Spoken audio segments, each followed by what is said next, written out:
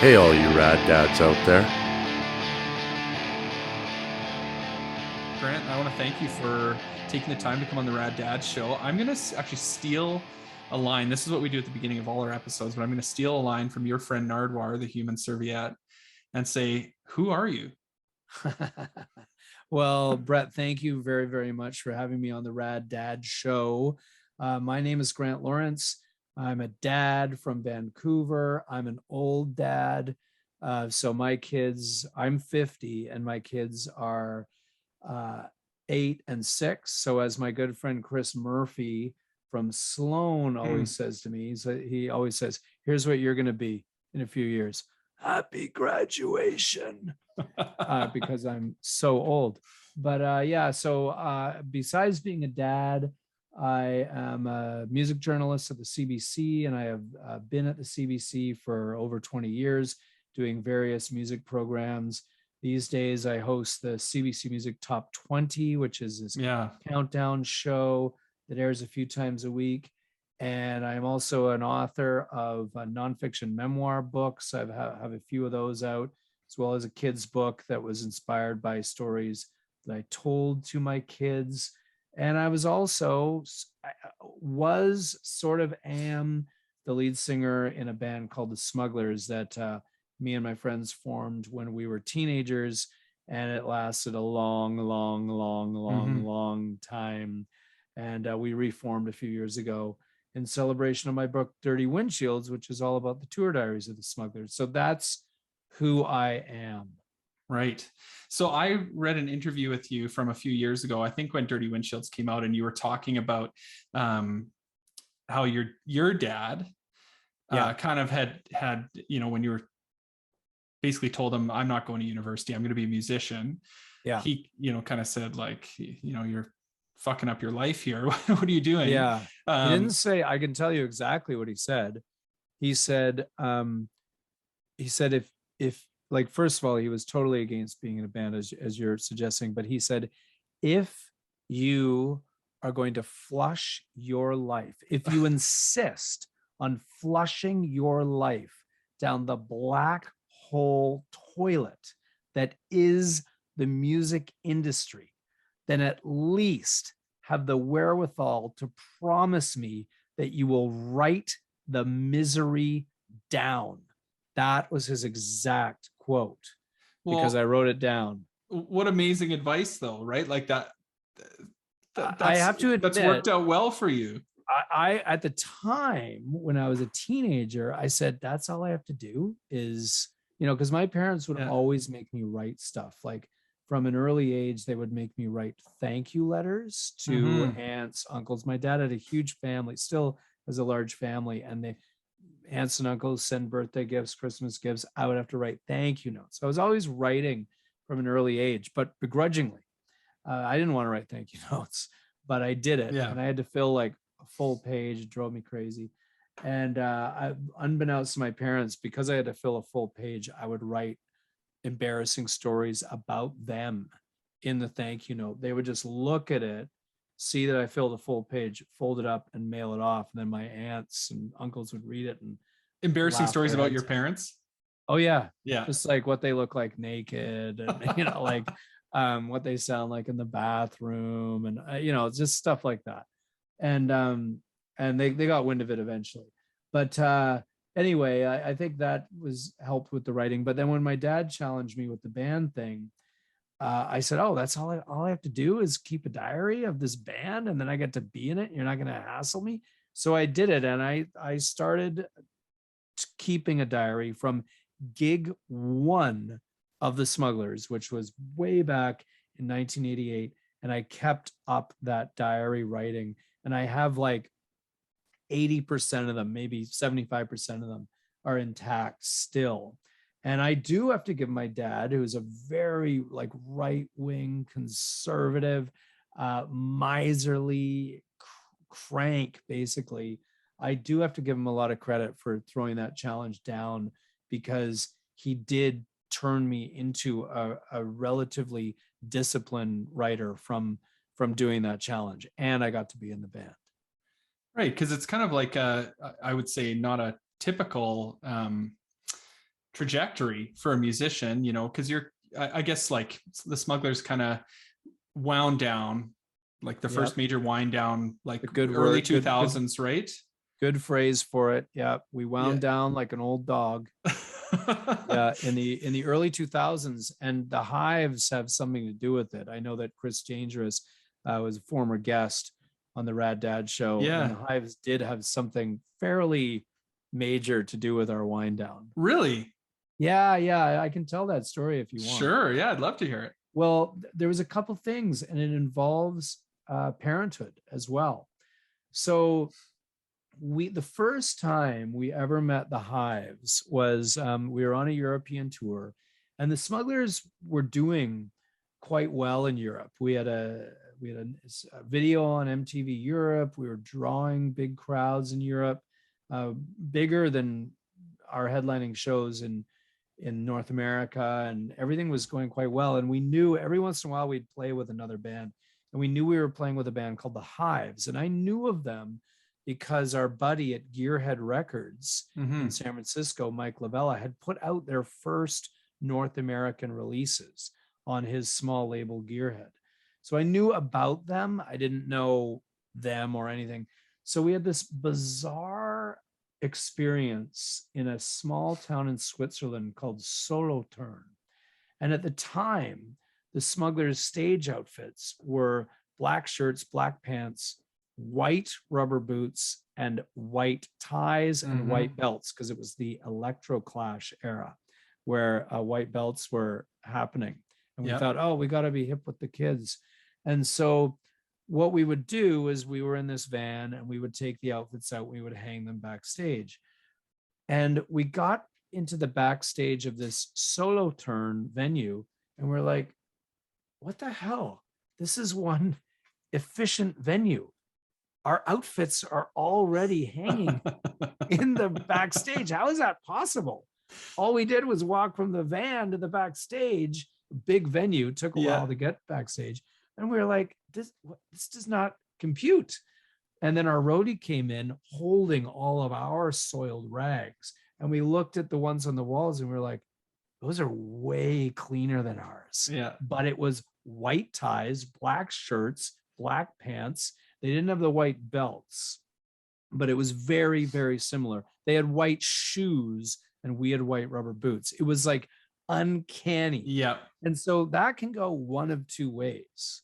Like that could be where the bands go, like they butt heads, and they go like, what the hell, you're stealing our look. Or we could have said it to them, they could have said it to us. We had been around longer, they were a younger band, but they were having a song just breaking in Europe at that time, breaking wide, called Hate to Say I Told You So. Put it this way, when we first got the gig with the Hives were opening for us. And just in the space of the months that it took from booking the gig to actually doing, the Hives had gotten that song had hit so much that they flipped it. Yeah. Because the Hives became the headliner like within months. Well, they just exploded at that time. Yeah, they exploded in Europe. And then it just went like basically around the world. But they were fine with it, and we were fine with it. That's cool. Because we were always into making friends on the road. They were super cool. They thought it was hilarious that we had the same clothes, and we all wore our clothes that night. We looked like this giant pack of dudes in black with white ties. Yeah. We joined each other on stage. We had this big group photo at the end of the night, and we became friends with them ever since. And we played several more shows with them, but it became very clear that they were getting really big really fast. They were on a major trajectory. They got big in London next. And we were like, geez, they are the exact same Rolling Stones style setup as the Smugglers. 2 guitars, the lead singer, bass and drums. So many similarities. Yeah. And we had tried so hard. And, like we loved where we were. We liked playing, clubs. In Europe, we got to play places that held 1,000 people, but our comfort zone was like a 300 person, like all ages show, whatever, where kids are just packed in there. And we love that rock and roll compression, I Yep. call it, where, you know, it's not a huge place. It's a place that holds like 200 or 300. That was our jam. That was our comfort zone. But seeing them getting bigger and bigger and bigger, and then they offered us their first headlining North American tour. They wanted us to open the tour, and it was pretty good sized venues, like venues 1,000, 1,500 to 2,000 Yeah. all over the US. And just by bad timing, Nick from the Smugglers, his daughter, it was a tour that was going to go through May and June, and just by timing, Nick was expecting his next kid to be delivered in either May or June. Yeah. And he said, you know what, guys, you can go without me, but I don't think I can go on this one. And we were going, oh, what are we going to do? Because the Hives were just exploding. And then we decided to honor Nick's family commitment. We didn't want to play with anybody else. Yeah. So we turned the Hives down for that national tour. And those venues got way bigger as the tour went on. And I've always regretted turning that tour down. But Alia, the kid who was born, is now 20. So that's how long ago it was. And then, but the real kicker was when a couple of years later, we did another US tour. The Smugglers were on our own tour. And we played a Sunday night, and Sunday nights are always just, I hated playing Sunday nights in the beginning. I hate playing Sunday nights now. No, people have more energy on a Monday night. Yes, than they for do sure. Sunday. Like at least Monday, they're starting to rev up again for the week. Yeah. Sunday's the worst night for rock and roll. Anyway, we play a Sunday night in San Diego. It's a terrible show. I knew we shouldn't have done it.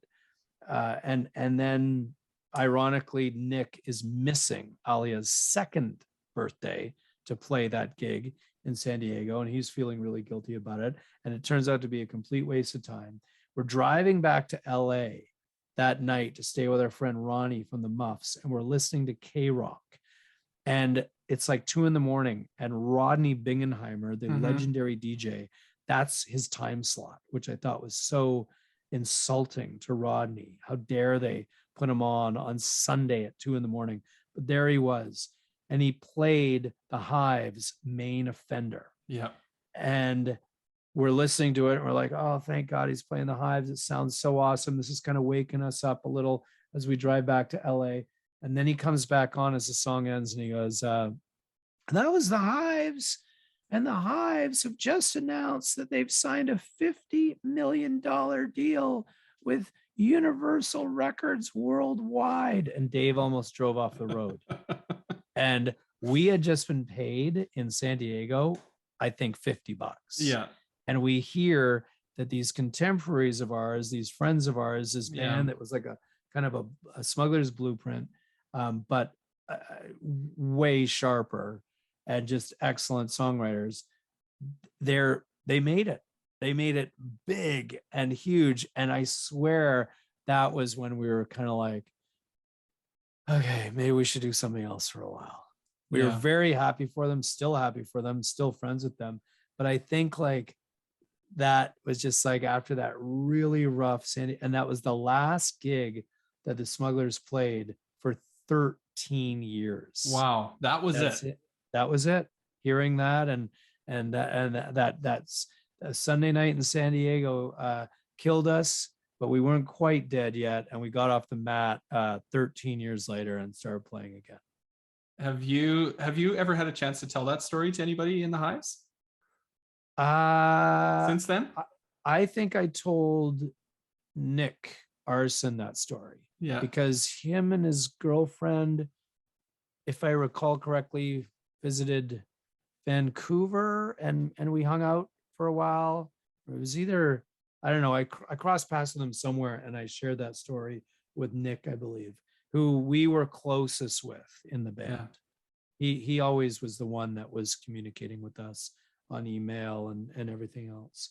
So I'm pretty sure I've told him that story.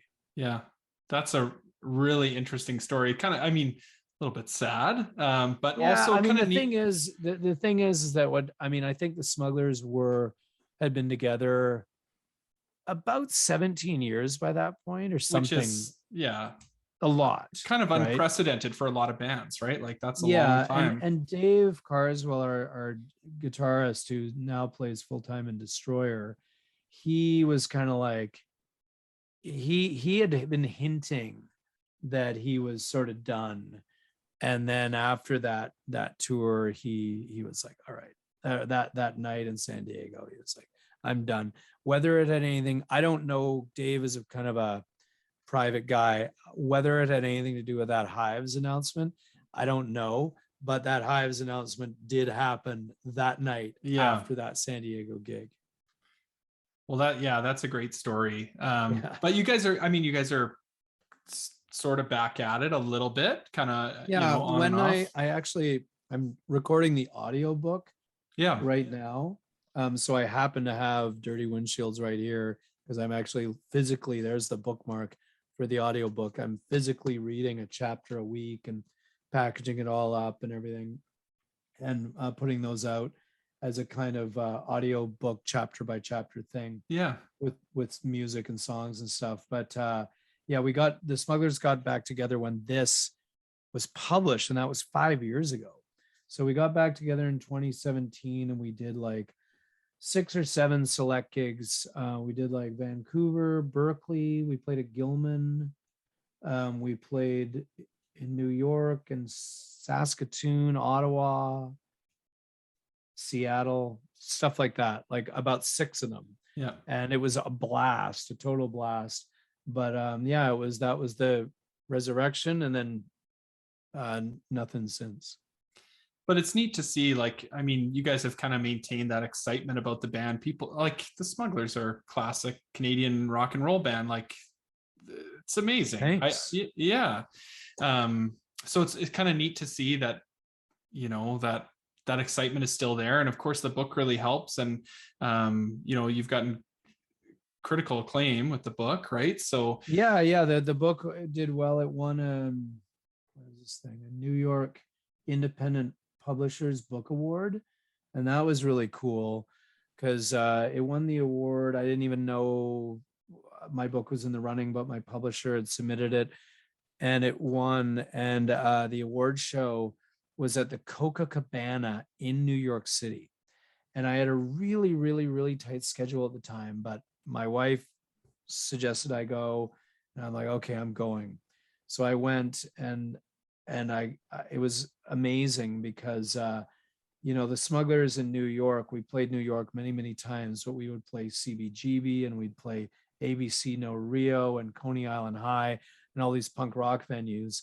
And to be able to go to New York City and go to Times Square and go to the Coca-Cabana, one of the most famous music venues in the world that dates back to like Prohibition era, and to receive an award on that stage with a whole bunch of other authors. It was quite a large award show, but that was totally a surreal experience, and one I actually haven't thought about in a long time. And got to eat dinner before the award show at this place called Sardi's, which is this classic theater restaurant in just off Broadway. And it's the restaurant with all the caricatures on the wall. okay.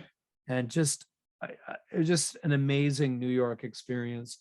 Got to meet up with some really great friends in New York from the punk scene, and got to eat, drink, and it was a very quick whirlwind trip. But yeah, so that was an incredible reward, really, for writing that book. And you never know what's going to happen when you put stuff out in the world. Well, all the way from your dad sort of giving you that advice to write that down to that moment. That's kind of a neat neat, and what was even more of a interesting twist is those aunts and uncles that I would write the thank you notes to. Yeah. Well, 2 of them live in New York, and they were my guests to the award show at the Coca-Cabana.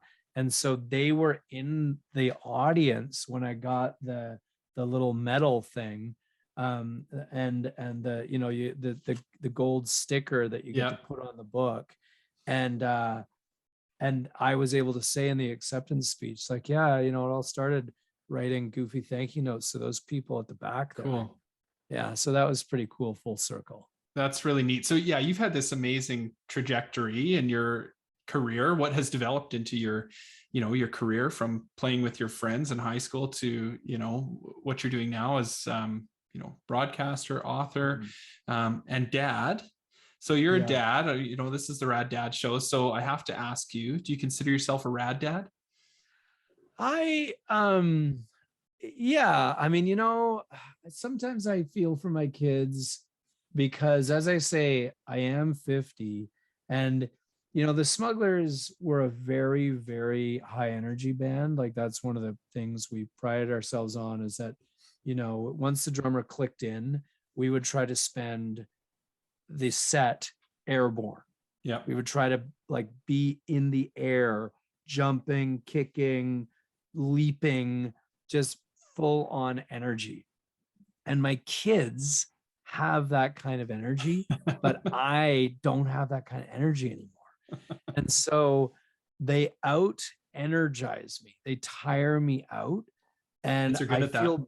I feel guilty because I'm like, oh, I wish I had more energy. I wish I wasn't so old. You know, I want to like run down the sidewalk with them full speed. And I want to, you know, do all this stuff that they want to do. And I try to do it. I try to, you know, I still try to climb trees, and I still try to, but I'm not like, I'm not like doing the, you know, the 100-meter dash with them or Yeah. anything like that.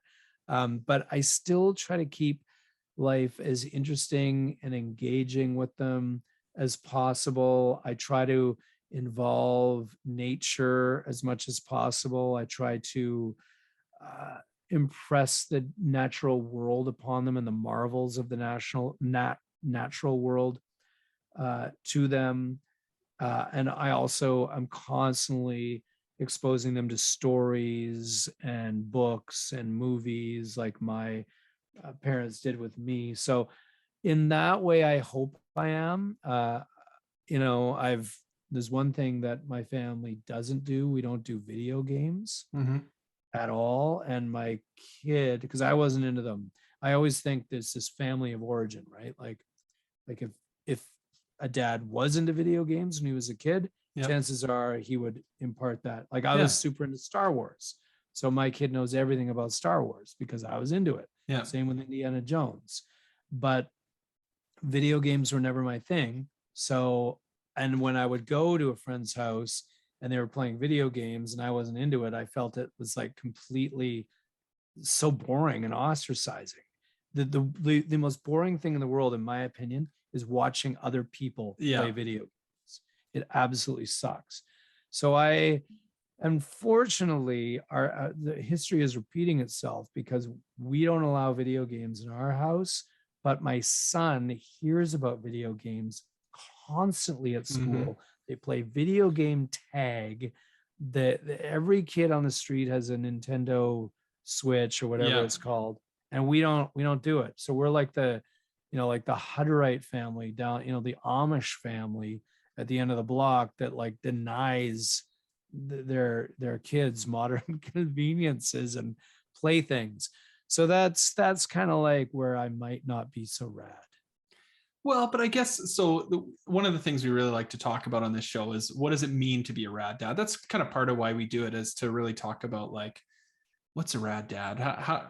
How do you define it? And everybody defines it a little bit differently. So I guess, like, you know, I guess if some people might consider playing video games with your kids to be rad, other people might think it's not rad to play video games with your kids. Yeah. So I mean, I think the definition would be like, for me, I try to provide as much encouragement as I can, as much support, as much love, as much touch.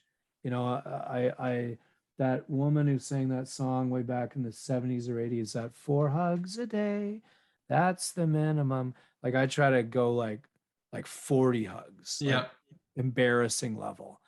And sometimes they give back and sometimes they don't. but like I kind of like to smother them a bit with love, and I tell them that I love them all the time and verbally, and I want to hear it back. And Yeah. for a while my son wasn't doing it, and now he does, and it's really sweet to hear it. But yeah, like that's, I just try to engage their imagination Mm-hmm. as much as I can. Now, with the video game thing, we found that they've just figured out a replacement, and it's just screen time. Yeah. So the video game thing just gets replaced with like Disney Plus Yeah. Yeah. or Netflix. And my daughter is embarrassingly skilled on the iPad to just like get in to It's Netflix, crazy. and she's not watching Lilo and Stitch. She's watching like Tommy and Pamela. Just kidding. But she does sometimes get in there, Yeah.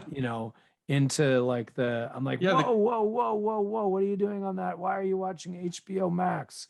And, like you got to watch it. You got Yeah. to, like, and we don't have the locks on there. Yeah. So sometimes she will hit like the little icon that isn't kids. She'll hit, you know, Chewbacca, which is my icon on Disney Plus. Right.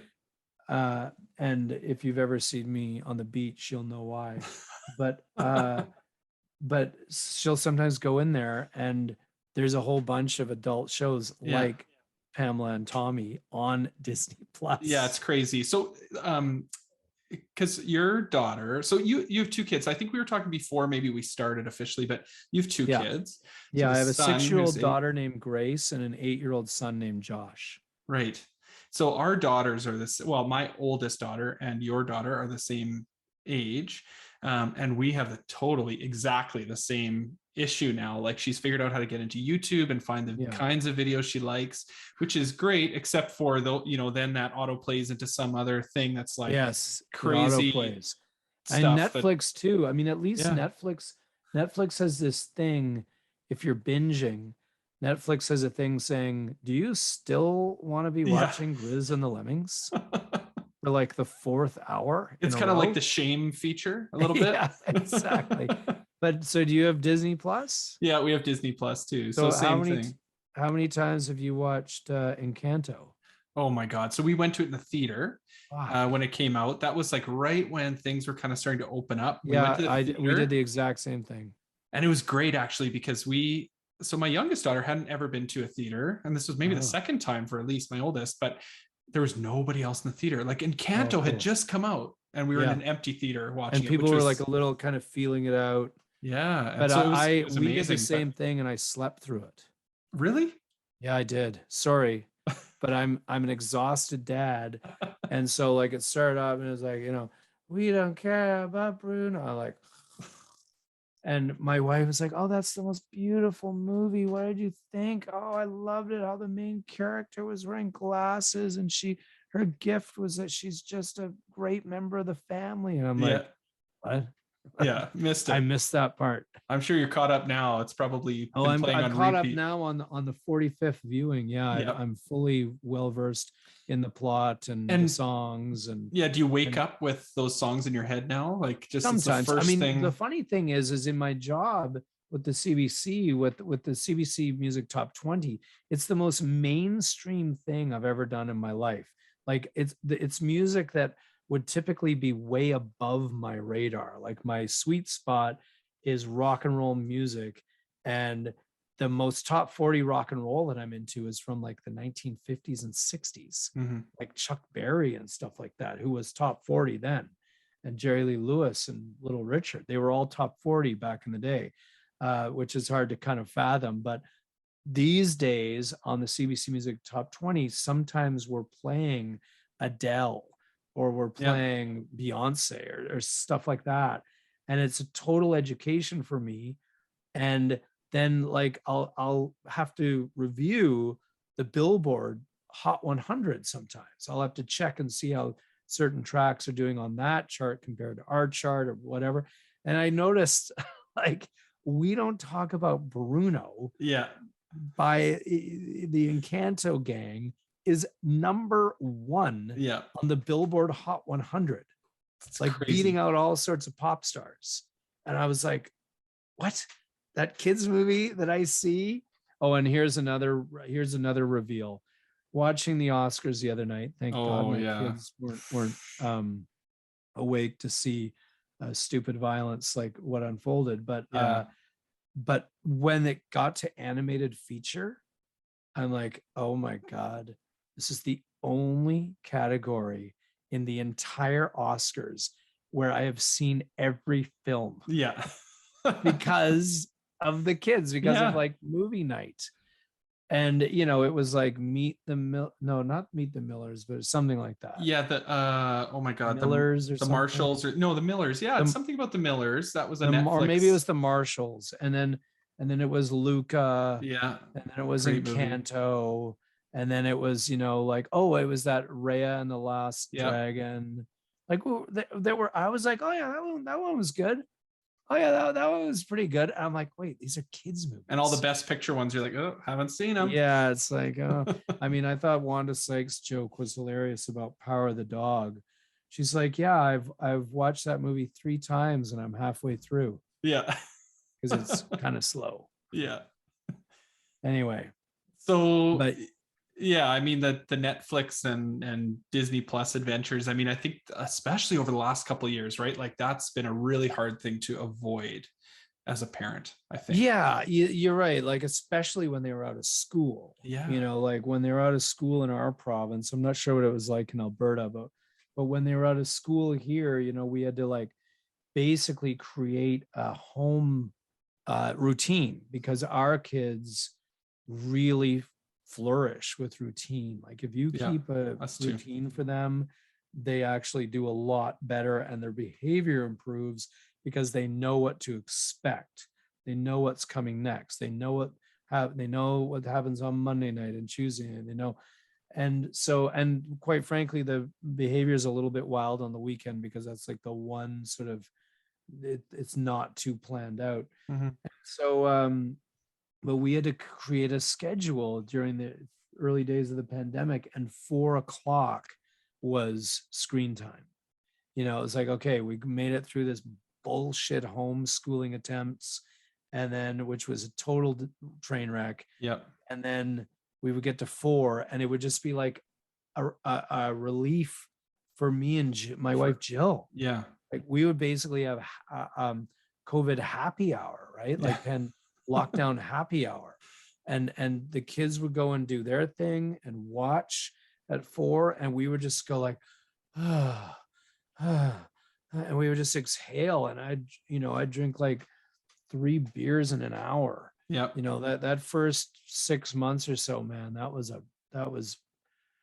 strange time, and it was a strange time to be a parent and a tough time. My kid missed out on his second half of grade 1.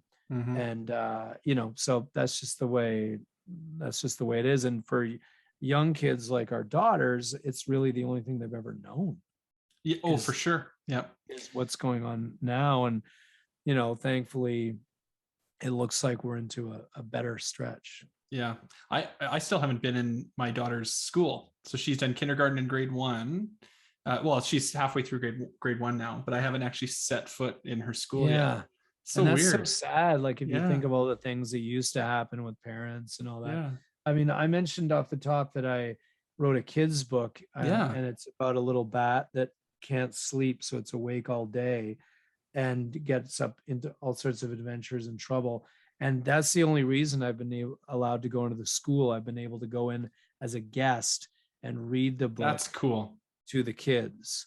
And so that's Bailey the Bat. It's called Bailey the Bat and the Tangled Moose. Yeah. And it's about this little bat that gets into adventures during the day when all the rest of the bats are asleep. So how did this come about to write a kid's book? Well, it was all based on essentially parenting. And so what our bedroom routine used to be, it's changed a little now as the kids have gotten a bit older, but our bedroom routine used to be, and it was long, like bedroom routine was way too long. But it was like, get them into their pajamas, brush their teeth, yada, yada, yada, get them into their beds. They share a bedroom. And then read them a story. Hopefully it crossed over in interest level on Yeah. both their ages. And then I would tell them a story either from my childhood, like a true story, or I would just make up a story, make up a story. I just pick some character. And up at our cabin in Desolation Sound that I've written adult books about, there's a lot of bats that live in the eaves of the cabin, and the kids love the bats. So I just made up a story about a bat, and we saw a bat in the daytime once, and I think it was actually a little bit sick. But I just twisted, I made the story about it was like this naughty little bat that was sneaking out against mama's orders, Yeah. because the bat just was so fascinated about what happened during the day when the sun was shining, and was just totally attracted to that world as opposed to the dark nighttime bat world. And I find that kids really are fascinated by rule breaking, and by anyone that takes that chance and defies their parents, and they really listen with rapt attention. And so I actually ended up creating like this whole Bailey the Bat, serial, basically, like goes on, and the stakes get higher and higher. And it's a single mom raising Bailey, and the original name was Billy, and it got switched to Bailey, so it's less gender specific for the kids book. But anyway, like they just asked for one tonight. They said, can we have a Bailey the Bat story? But I haven't told them one in quite a long time. But it'd be like, there'd just be adventures every time, and usually it'd be like some animal in trouble, and Bailey the Bat helps the animal out somehow. And so I got an email from one of my publishers who said, hey, have you ever considered doing a young adult novel? Because I wrote about Captain Vancouver in my first book, and they said, why don't you do like a graphic novel or young adult novel about history? And I'm like, what's that age? What's that target age range? And they're like, oh, like 12 to 16 or something like that. I'm like, I don't know what the hell is going on with kids 12 to 16. Yeah, that's not my wheelhouse. And they're like, well, I said, I know what's going on with kids that are, 3 to like 5. And so that's when it hatched, and they allowed me to write this picture book, which is what Bailey the Bat is. But then the sad thing is that it takes so long to put out a book, and kids grow up so fast that by the time Bailey the Bat actually came out, it no longer even appealed to my son, who had moved on to chapter books. Yeah. And it appeals to my daughter quite a bit, who's still into picture books. But my son now basically reads to himself in bed. Like, put it this way, we're on to, like, I wrote Bailey the Bat essentially for the kids and whatever other kids are interested. And by the time it came out, my son had moved on to J.R.R. Tolkien. Yeah. And was no longer into like a 30-page book about a fluttery little bat. Well, so you just all you need to do is you need to build the lore around Bailey the Bat now, and like the whole backstory in that J.R.R. Tolkien kind of. Exactly. That is what I've done. I've raised the stakes, and they go on like epic North America wide trips where they're dealing with city rats and, urban coyotes and all that kind of stuff. I've built it up way, way, way more in elaborate storytelling. But the publisher is like, what the hell? What are you talking about? No, it's these, we want another, picture book, where it's 30 pages and the bat, helps out, some gophers or something. Yeah. What are you Bailey talking the Bat about? goes to school. Yeah. Like, what are you talking about? The bat goes to Chicago. Like, are you crazy? And so there's this whole elaborate storyline where Bailey has always just had a mom, and the kids are always like, well, why doesn't Bailey have a dad? And so I did this big storyline that's kind of like almost like a Finding Nemo thing, where the dad years ago had been captured by spelunkers in a cave and taken to a laboratory in Chicago to be studied, and then was given to the Chicago Zoo. And Bailey and a couple of the other forest creatures way back in the woods mount a rescue campaign to go get the dad out of the Chicago Zoo. Wow. And that took, that took weeks and weeks and weeks of nightly chapters to unfold for the kids, but we eventually wrapped it up. That's so neat. Like, I think, to bring it back to what we were talking about earlier and sort of Netflix and Disney Plus, like I actually find I struggle with this with my own kids. Like, there is so much out there. Like, you kind of talked about that being almost like using your imagination, but I actually think it kind of skips your imagination. Like, there's so much out there to just feed you like a new story that like my kids actually really struggle with, kind of like playing by themselves, coming up with their own, and so we have done that a few times too. I've used it as a technique to get through bath time, because otherwise the kids are kind of fighting. I'll have them like, kind of like those exercises where like, okay, now you say a word and I'll say a word and then you say a word, we'll make a story like that. And it's so helpful, and it's so neat to see them start to use that imagination, because it's kind of easy to get in the totally of not. I mean, if you're just fed the stories constantly through Netflix or whatever, you can just kind of zone out. But I think, one thing when it comes to parenting to remember, and my wife and I often remind each other of this, is that boredom is actually a good thing for kids. When they say I'm bored or whatever, and I hate that word. Yeah. But when they say that, your instinct is to give them something, get an activity going, or do something, or maybe put on a show or whatever. But to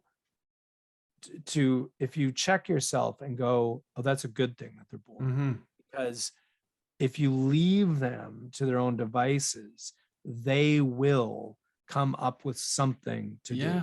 It's like 5 minutes. Like, I'm the same way. Like, if you can just make it through the 5 minutes of the I'm bored, and then you will be amazed actually that they managed to figure and they'll something come out. up with and they'll lose themselves in their imagination, and then like you can't even get them to the dinner table or whatever. So that's the challenge that we find. And our 8-year-old is very much into the imagination world of emulating Star Wars and games, and basically a lot of violence, like J.R.R. Tolkien and Hobbit and Lord of the Rings, and he's big into the medieval and all that kind of stuff. Just basically action and adventure, but he does it all in his own head and all over. We're lucky to have a yard here in Vancouver, and he's just running all over the place. And the amazing thing is, and maybe you could relate to this, but with my boy, I know you have 2 girls, but my boy does more with a stick. Like, you put a stick in his hand from just like drop from a tree, he'll have more fun with that stick than he will like his expensive toys. Just a stick. It's incredible. And so we have sticks all over the property that he's put here, put there, collected, dropped, whatever. That's like a great lightsaber, right? So we just yesterday I was out with my kids, and my youngest daughter Nora picked up a stick, and it was actually pretty cool, impressive looking stick, and I actually threw it in the back of the car. I was like, I'm bringing that home, because that'll be a hit later when I pull that there's out. A lot of sticks in our car. It's true. So what, like, I'm curious, what do your kids think about your I guess your past as a a rock and roll guy? Like, have they kind of picked that up yet? I know. They have. They like the Smugglers a lot, because the Smugglers are very high energy. And we're pretty, we're not exactly math rock. Like, it's pretty simple, that's 3-4 chord rock and roll, sing along, jump up and down. And so they're into the Smugglers a lot, like way more than my wife is. And I think they're into the Smugglers more than my wife's music. My wife is a singer-songwriter named Jill Barber, who does a lot of folk and jazz, pop music and stuff like that. But it's a lot more of an even or slower tempo, and much more reasonable. And whereas we're just like this frantic mess. and they love the frantic mess, and they love, I mean, it's embarrassing. You know, I remember, again, I'll mention Chris Murphy because he's a good friend of mine from Sloan, and he has this story where he'd be great on this show, by the way. You know, But I've reached out to him, but it's some people it's just hard to he to says reach him, no but- a lot to stuff. But he's got Put this in a great good word. story where his kids like the music of Sloan, and when they were really little, they would dance around in the living room to Sloan with Yeah. Chris and his wife, and people would walk by and they would hear Sloan cranked, Yeah. and they would look up and they would see, because of the trajectory of the window, Just Chris dancing. they would see Chris and his wife dancing to Sloan, and they wouldn't see the little kids. So there would be no context. That's And it's so sort of funny. the same thing with me.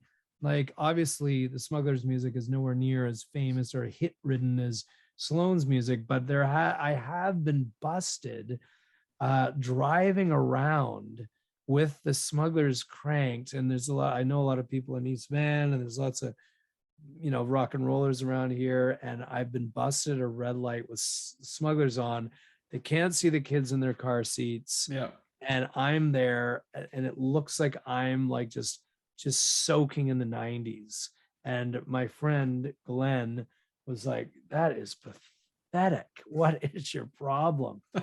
So, but yeah, they're into it. I mean, I think Cool. the weird thing is you know, like there's, like, for instance, in Josh's class, he's in grade 3, there's, just by coincidence, there is a parent couple, parents of a kid in Josh's class, who met at a Smugglers show and are now What? married with these kids. And one of them is in Josh's class.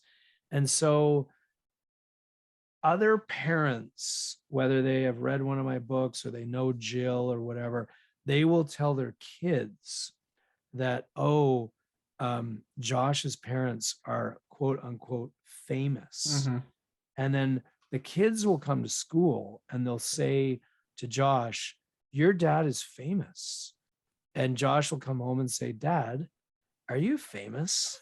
And I always say, well, no. I'm like, not really. Like, I'm in a relative way, no.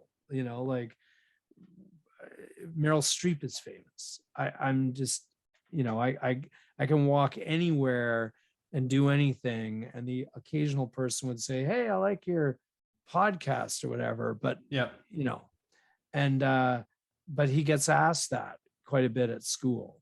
Oh, your mom is famous. Right. And this word, I don't even know if Josh knew what it meant, but that's been a weird thing that my wife and I always try to just kind of like diffuse Right. and downplay.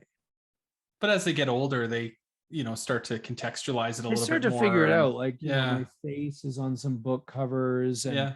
and you know, like I do CBC television once a week, and Mhm. they hear me, like they hear my radio show. So they know that I do a job, or I do several jobs that sort of put me out there, that's different from other parents' jobs, but they've grown up with it, so they don't really, they're not really fazed by it. Like, you know, I do a national radio show, and they're not really interested. Like, occasionally we'll put the show on or whatever, I'll just to hear what it sounds like, or hear what a certain whatever. I just like, I'll say, I just want to hear how this went. Put it on, and the kids are just, you know, they're talking, they're not listening. Mhm. And they're just like, I'll sometimes I'll even say, hey, you know, that is me on the radio, like looking for a little bit of acknowledgement. And they'll Yeah. be like, yeah, Yeah, whatever. whatever. Yeah. So it's just like kids being kids, and maybe, like, I mean, none of them have, you know, like Josh, he's just getting the age maybe where he'll crack one of my adult books, but he's not really there. He's reading like kid chapter books and stuff like that. But so yeah, I mean, I think my books for adults, my memoir books, will be a little bit like eye-opening Mhm. for the kids, because I wrote the first one or two when I didn't have kids, and I was just kind of like no censor, Right. like just Tell all. let it rip. Yeah. And now I swear I write differently because I've got the kids. And I swear to God, I'm censoring myself a little more just because they're in my heads. And I'm thinking like, oh man, the kids are going to read this. Like I can't put that smut in. Yeah. How do you guys, I'm curious, like, so Jill, so the last 2 years not being very representative probably of, you know, what musicians sort of life might look like, but getting back a little bit to normal, and there would have been some time before that too. Like, how do you guys kind of figure out that balance of, because you, I mean, are you sort of at home more? Is that sort of the dynamic? And yeah, and I mean, so, that was I felt a really ironic twist in my life, is because I was very lucky enough to be on the road from the time I was about 18. And the Smugglers started touring around then, maybe 17. We were touring, like we would tour on spring break and summer in high school. And so I was on the road for a huge portion of my life, about, I'd say 15 years touring, you know, North America, Europe, overseas, Japan, Australia, stuff like that. And I got to see, basically, like the title of the book is Dirty Windshields. Yeah. I got to see the world through a dirty windshield, or a big portion of it. And it was amazing, an amazing experience. It was hard and some of it was grueling, but it was fantastic, and very cultural, and awesome. And I married a musician who I married her right in the thick of her career. And then so when we started having children, I became essentially the stay-at-home dad. And it was my wife who was grabbing the guitar and grabbing the suitcase and running out to the cab. Yeah. And leaving, going to the airport to go to exotic places like Japan or Europe, or, you know, recently she toured to the Middle East and played in Dubai. And I'm staying at home with the screaming shit splattered kids. Yeah. And I'm like, what happened to my life? And it was really a difficult transition for me. Yeah. That I felt like, man, but I also say I had it really good for many, many years, and I still have it good. The kids are beautiful and everything else, but it was a hard transition for me to be left at home and seeing my wife go out on the road, whether it was, you know, to the Maritimes or to, you know, the shores of the Mediterranean Sea. It was tough. Yeah. So were you, I mean, you must have been conscious about that, as, you know, you're expecting Josh, right? And thinking about, geez, what's this going to mean for my life? Yeah, I didn't quite realize the extent of it. I thought, oh, we're going to be these cool parents, and we're just going to, like, you know, be those parents that just travel everywhere with their baby. Yeah. And we did do that. Like when Jill breastfed the kids, and for the first while, it was that Josh, when he was breastfeeding, he went everywhere with Jill. So Josh has been in every Canadian province, and he's been to Europe, and he's been all over the States with Jill as a tiny baby. And she would, you know, basically, and her mom was the stage nanny, essentially the backstage nanny. And I would stay at home, or sometimes I would go on those trips. But when the kids got to the point where they weren't breastfeeding anymore, they were stayed at home with me, and Jill was like, oh, thank God. Yeah. And she was off to Quebec or whatever without the kids. And that's fine. I mean, that's my duty as a father, and I support my wife and her career fully and 100%, fully, completely.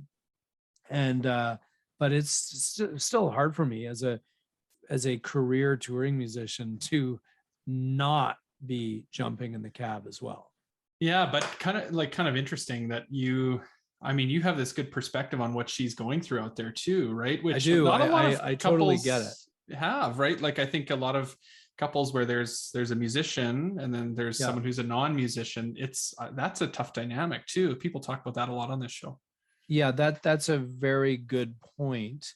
You know, I will say that like I've been a bit of a brat sometimes, like when the kids were younger, and you know, it's hard to solo parent. It's not an easy thing, and I have a great respect for single parents because it's very difficult and challenging, especially when they're young and they're shitting all over the place or what have you, barfing everywhere and screaming, and they're going in two different directions. And I remember saying to Jill, like, you can't go away for more than a week, like 7 days. And then she'd be like, okay, I won't go away for more than a week. And then it would be like, oh, we have the opportunity to add Berlin to the German tour. I'm like, well, you got to add Berlin. Like, come on, it's one of the greatest cities in the world. Okay, so 10 days? Like, yeah, okay, 10 days. And then, you know, it would be like, oh, Paris is popping up. Like we could tag Paris on. I'm like, well, you know, that's a no-brainer. You gotta play, like you're already in Europe, you gotta play Paris. And then all of a sudden it's 2 weeks. And then it's like, oh, and you know, like that probably I was sort of at the end of my rope at one point where she was on a, you know, they call them campaigns. You record the record. There's a little bit of a downtime, then the record comes out, and then you basically go on in the before times, you would go on like a year-long campaign of touring the record and come home a little bit between here and there.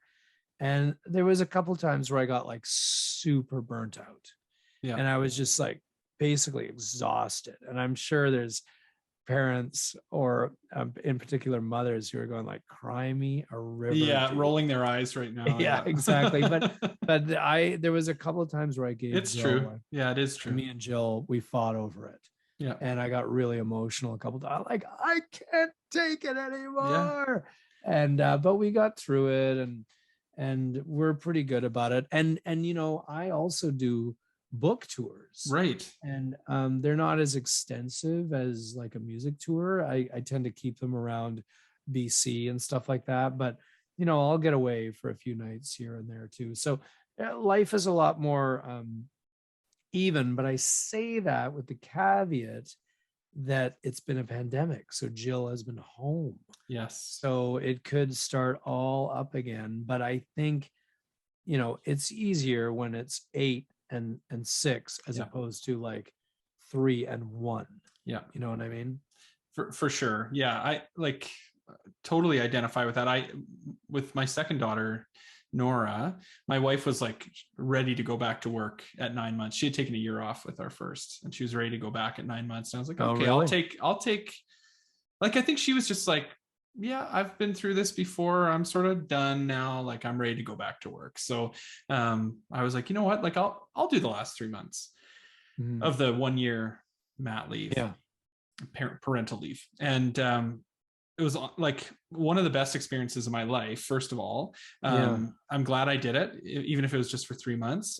But like, so eye-opening. It was probably like the most difficult time of my life as well, because there are those times where you're just like, you feel like you're alone and you don't know what to do, and you're just at your wit's end, and you feel like, how did I get through 10 hours today and not like finish the laundry or do whatever I had to do? Like, the house is a mess. It's hard. Like, I think it's hard. I think a lot of people don't realize it's hard for parents. We have 2 each. And then so like, I do not know how parents handle like 3, 4, 5 kids, 6 kids. And I know families with 6 kids, and they're amazing families. Like, it does all work, and the kids are incredible, and the parents are amazing. I think of one family in particular, the Gregs up in Penticton, good family friends. They have 6 kids, and they're all basically adults now. But it was amazing visiting them and being basically like, they were like a rolling party. And it all worked with them, but I don't know how those parents did it. I don't know how they did it. I think it's just they're like superhuman. There's no blueprint, right? Like, everybody's a little different. Every family's a little different. You just kind of have to figure out what works for you. But yeah, it's so interesting to hear your experience there, and how that coin sort of flipped Yeah, I mean, for you. I Yeah. always say, like, when it comes to like parenting, you know, advice, like for people with younger kids, like, for one thing, everything's just a phase and a stage. And everything, like right now, my daughter won't eat dinner at the table and is driving my wife absolutely crazy. And I know that in a few months, whatever, we're going to be saying, remember when Grace wouldn't even eat at the table? And my wife will say, really? Not, no, because like I think Yeah. biologically we're trained to just like move forward. But the phases are just phases. Yeah. And the other thing that I always tell younger parents is, don't sweat it too much. They will figure it out. They will figure out how to use the toilet, even though Yes. potty training is like one of the worst things I've Yeah. ever been It's through like torture. in my Yeah. life twice. For the But kids too. they will figure it out. Yeah. They will figure out how to ride a bike. They will Yeah. figure out how to use a fork. Don't in the moment you're thinking like, what is wrong with them? Like they're Yeah. developmentally challenged, whatever the case may be. And obviously that does exist in certain situations, but Mhm. for the most part, these kids will come along at their own speed and their own pace, and they will figure it out. Like they will eventually read and all Yeah. these magical things. And sometimes as parents, when we're in the moment and we're in the thick of that, we're freaking out because it's like, why isn't my kid doing Yeah. what the kid across the street is doing or whatever down the hall? And it was a parent who has had 4 kids told me, don't worry about it, they figure it out. And it was Yeah. very, very good advice. It is good advice. You're right. It's so hard in the moment to take your own advice. Like day to day, you have to kind of tell yourself that, but it is so true. Yeah. I mean, I never thought the potty training was going to end. Oh I my never gosh. thought that the accidents were going to Yeah. end. And you're And of taking course- yourself like 10 years down the road. You're just like, well, what if they're 12 years old and they're still having accidents? exactly. You just like, it's Yeah. not even rational thought that you're I think having, I but- think parents ask themselves stuff like that every single day. Yeah. Like, what if my kid can't read at age 20? Yeah. Like, Yeah. it's I mean, a lot of it works itself out. Yeah, totally. I kind of want to explore, you were talking about your dad earlier. We were talking about your dad earlier a little bit. Yeah. And you mentioned when we were talking about, well, I guess we were talking about video games, but a few other things, writing, you kind of mentioned, well, that was really important in your family. And that sort of naturally has become important for you and your kids. So do you think, is that something you're conscious of? Is that something you put into action, or is that something that just like happened, do you think? What do you Like, I what do you guess like mean? in terms of the way you were raised and the things that were Yeah. important in your family as you were growing up, and how some of those have trickled down into the way you raise your kids. Mm-hmm. Do you think about like, do you think about basically that, what I try to do is I try to bring the best experiences from my childhood into their lives and leave the worst experiences parked, in somewhere else. And not all the time does that occur, but a long time ago, a guy taught me this phrase, family of origin. And it means yeah, you mentioned that earlier. yeah, it's a really great phrase, and it actually helps out in marriages a lot, because when 2 people come together and get married or whatever, any sort of couple long-term relationship, inevitably there's going to be conflict by the way you do things and the way your partner does things.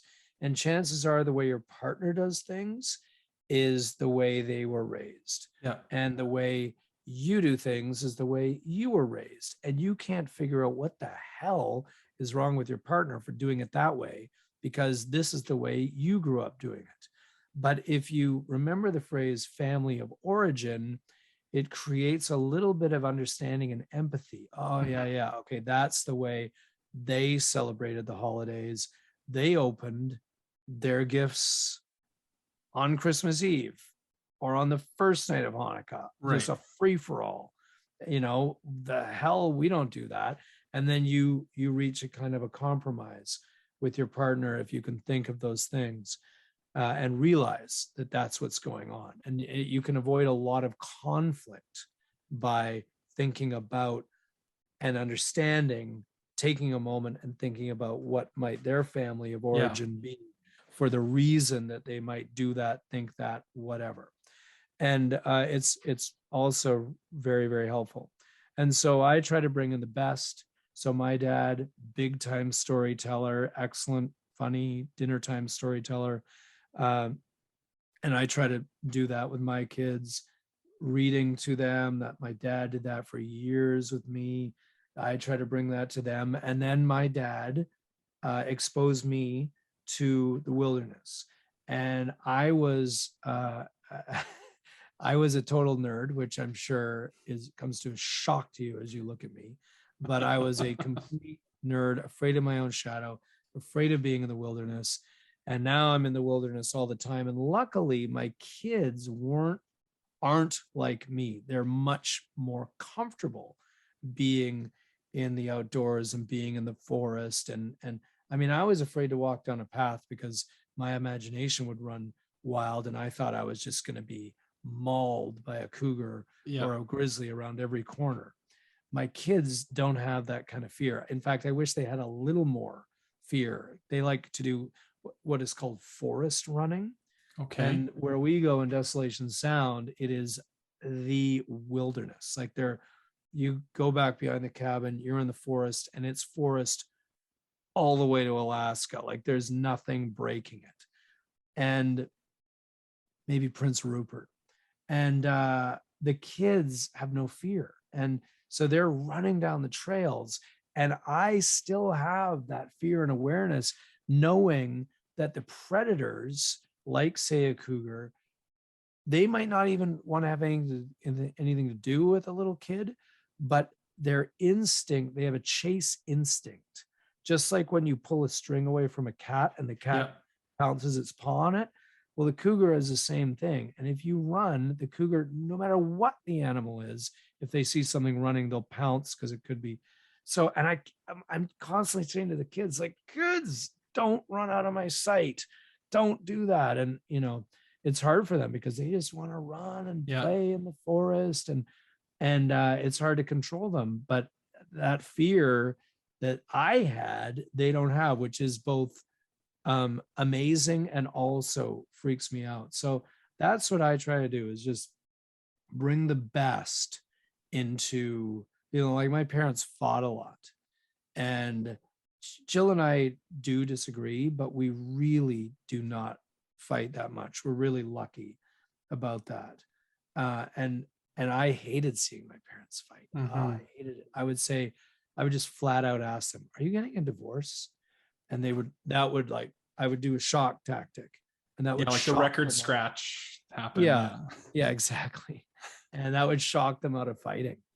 And I was like, okay, that worked. Good. They're not fighting anymore. But stuff like that. And I just try to, no parent is perfect. I'm very far from perfect as a parent, but I believe that a lot of us, we're just trying our best to raise good humans. I've mentioned this a couple times before. So if anyone's listened to other interviews, they'll have heard me say this before, but I talked to, I don't know if you're familiar with the band, The Living End. So are they Australian? Yes. Yeah. So I talked to their bass player, Scott Owen, last year, and he made this comment that just really stuck with me. And it was like, it's not what you say to your kids that they're going to remember. They're only going to remember how they felt. Right. And that really stuck with me. Like, I think sort of what you're talking about, like, I'm sure you don't remember what your parents were fighting about, what they were saying, but you remember how scared you felt, or, how nervous that made anxious, you or whatever. Worried and anxious. Yeah. And so you want to like you don't want your kids to feel that. You can't even, it just breaks your heart thinking that you made your kids feel like that, right? Those times when you do lose your temper, you do, whatever, and your kids are upset, like that is what I guess sort of Yeah, I stops mean, you. the interesting thing about that, I agree with that, and I think that's amazing stuff.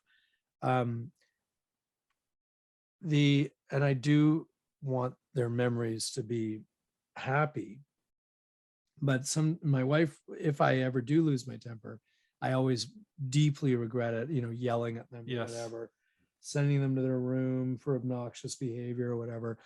And I'm like, oh, and I'll say to my wife, I don't want them to be afraid of me. Like, I want them to love me. I want my kids to feel safe and secure all the time in our home. This is the safe place. And I don't want them to feel anything but that. But then my wife will say, a little bit of scared straight isn't that bad. Yeah.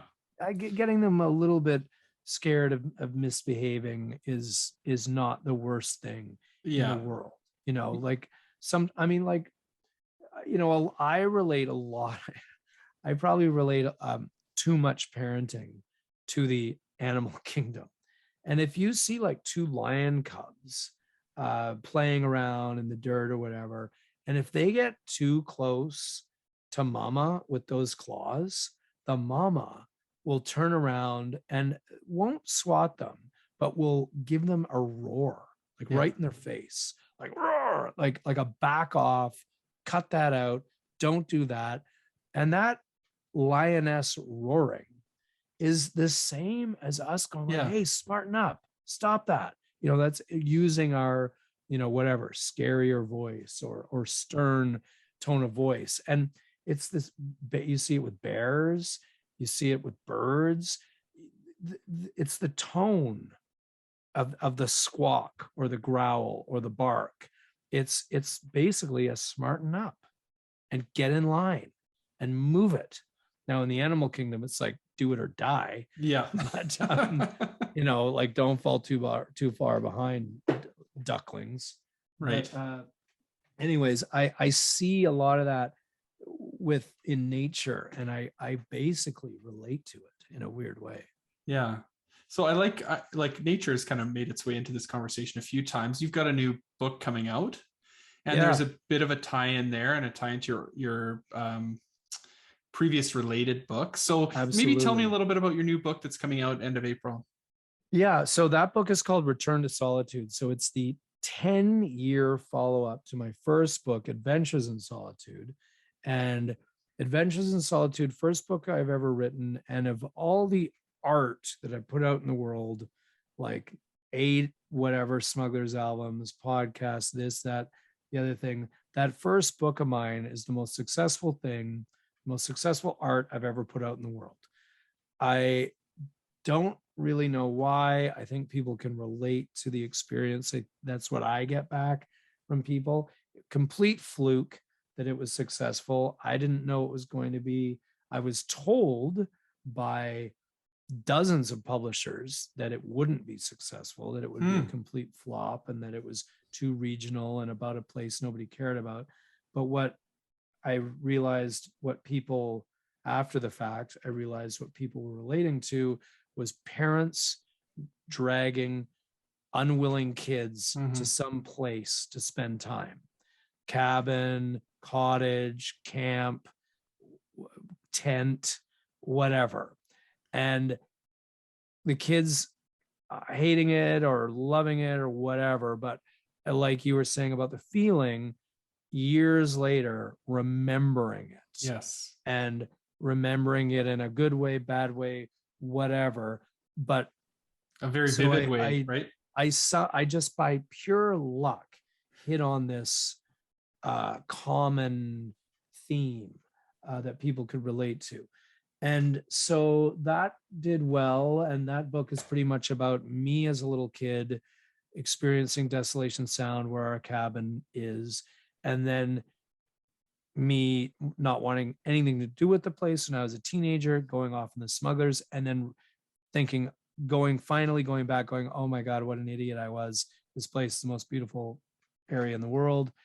And now the second book, Return to Solitude, is essentially about like, now I'm the dad and I've got the little kids and I'm repeating history by dragging them to the cabin, and I'm waiting for their rebellion to occur because they're still pretty much into it. Like, just this year is the first year where my son at age 8 is going like, I don't want to go. I want to stay with my friends. I'm like, here we go. Yep. And but yeah, it just is basically about, you know, my life now. Had to wait 10 years for the stories to build up. And you know, I grew up with a hermit living next door in the woods that was a huge influence on me. I keep going with his story. A lot of characters up there. You know, it's kind of like the Beachcombers meets The Shining up there. You know, it's a lot of weirdness and characters like with names like Bernard the German and Handy Candy and Caretaker Ken. Nobody really knows anyone's last names, just these coastal nicknames. And a lot of these people are really fascinating.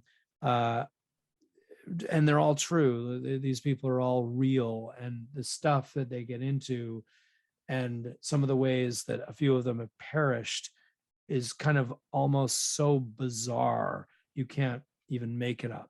So that's what the new book is about, is picking it up, Return to Solitude, picking it up when I'm the dad with the kids and with all these characters 10 years down the road, and how they either met their demise or what they're doing now, and all that kind of thing.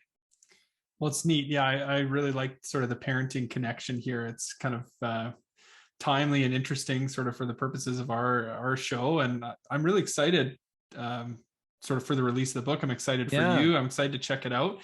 You are planning a little bit of touring along with the release of the book too. So what's the plan there? Well, I go around, you know, it's a kind of it's a very West Coast BC book. And in the past, I have done national book tours, but I've realized that the real sweet spot for these books that are set in Desolation Sound really is the coastal communities of BC. So I am doing a book tour that is hitting up places like Campbell River, Powell River, Gibson's, home of the Beachcombers, you know, my hometown of West Vancouver, places like Victoria, Sydney, and you know, a few kind of, you know, Harrison Hot Springs, Kamloops, you know, kind of smaller towns and that kind of thing, little theaters in these towns. And so it is, I'm on the road again, you know, I'm doing the touring thing, but it's a lot different and more, sometimes even, I mean, it's not a Smugglers show at all. It's me telling stories, but I do bring musicians along because music has always been such a common thread in my life. So I bring friends from bands and they'll play a couple songs between my stories. So Jay Malinowski, oh, and this is another thing that ties in with the show. Since we were last doing the tours, these book tours, the name is really basic. It's basically Grant Lawrence and Friends, an evening of stories and songs. Yeah. I just wanted a title that just basically spells it what out. it was, even though people still say, well, what is it? I'm like, it's just that. It's kind of like a West Coast ripoff of the Vinyl Cafe for CBC fans. But I bring along musician friends, and the three mainstays that I've played a lot of these shows with me: Jay Malinowski from Bedtime and Soundclash, Catherine Calder from the New Pornographers, and Ashley Ball from Hey Ocean. Three pretty good indie rock bands. All three of them became parents during the pandemic. So now all four of us are parents. And before, I was the only parent, and they were footloose and fancy free. And now they're scheduling the dates around, you know, I'm sure the kids are going to come on the new dates. I'm going to see some of these bouncy babies. So that's what it's all about. You know, that's what I'm doing in May and June of this year. And it's hopefully going to be a lot of fun, and hopefully things will remain open and happening and healthy and all that kind of stuff. And aside from the books, like anything else that's sort of going on that you want to talk about, or new projects? I know, so you're doing the audiobook Yeah, I do version. every week. I do, it's, podcast, audiobook chapter. Yeah. They're free, of the Dirty Windshields audiobook. There's a lot of music mixed into it. So it's kind of like basically a trip back, audio trip back to whatever, right now I'm in the middle of like when the Smugglers got signed to Lookout, which was our most successful period in Yeah. the mid 1990s. And it's really cool because I get to revisit a lot of the music from there. And, I get to play the Groovy Ghoulies and the Mr. T Experience and the Queers and stuff like that. And it's really, really fun. And that has found a really great audience in the punk rock community worldwide. I hear from people all over the place because of this. I hear from people in like Portugal and Moncton and Santa Cruz and Australia. So that's been a really, really fun thing. But I mean, it takes forever. And I do a chapter a week.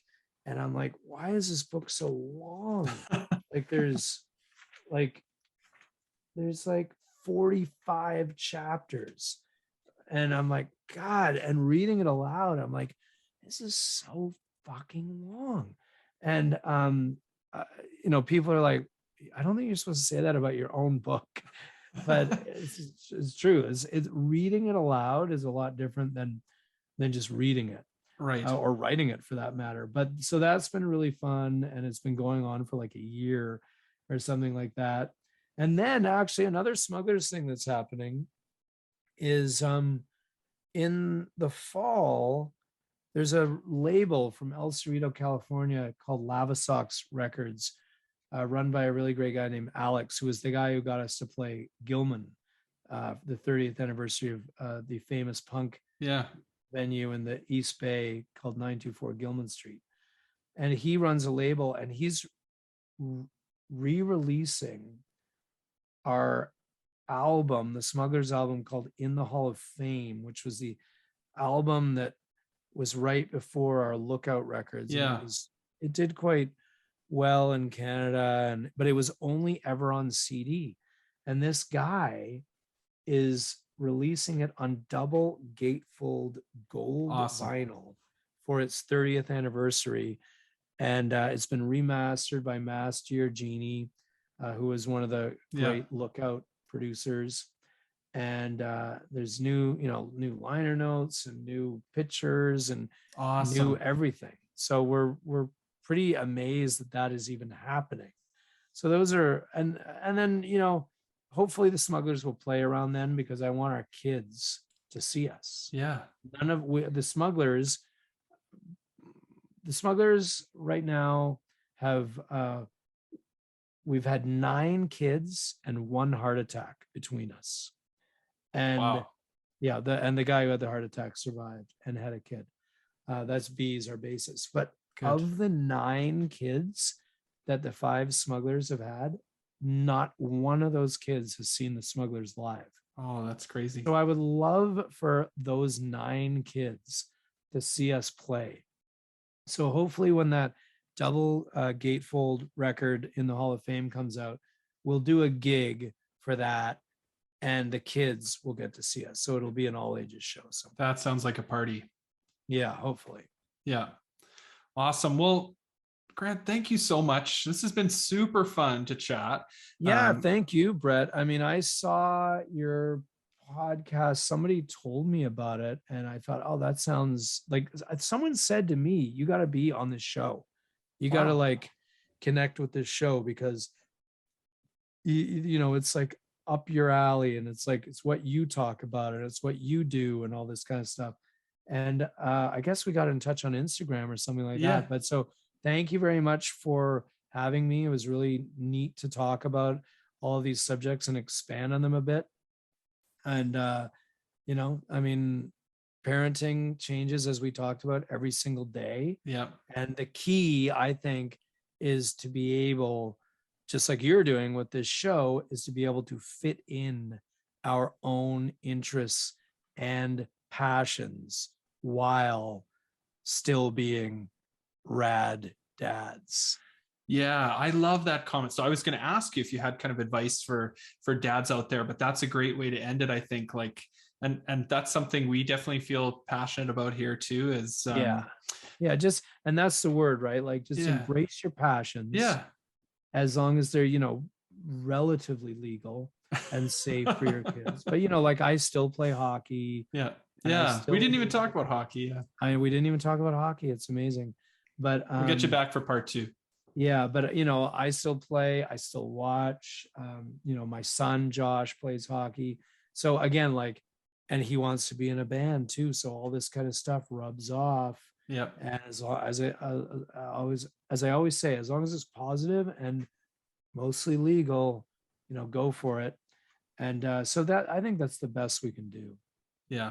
So that's great advice. I love it. Keep the passion alive in our lives and theirs. Yeah. And your kids love it. They love to see your passion too, right? Just like you said, it rubs off on them. So awesome. Grant, thank you so much. I really appreciate your thanks time. A lot, and, Brett. Yeah, it's been really nice chatting with you. Yeah, it's been awesome being on the show.